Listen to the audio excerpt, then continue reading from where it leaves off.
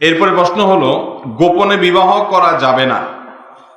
দ্বিতীয় বিবাহ বর্তমানে সমাজের অবস্থা ভালো না, ফিতনার কারণে গোপনে করা যাবে কিনা। কোনো বেচারা দ্বিতীয় বিয়ে করার দরকার হয়েছে হয়তো, বা আবার এদিকে মায়েরও ভয় আছে, বউ দৌড়ানি খাইতে হবে, এখন কি করবে বেচারা? দরকারি প্রশ্ন তার জন্য। ভাই, ওয়ালাইসা বিসিফাহ, কারণ এটা জেনা না, এটা বিবাহ বৈধ, অতএব এটাকে ঘোষণা করো, সবাইকে জানাও। অতএব এটা গোপনে করার জিনিস না। কিন্তু কেউ যদি গোপনে বিয়ে করে, শরিয়া অনুযায়ী বিয়ে হয়ে যাবে।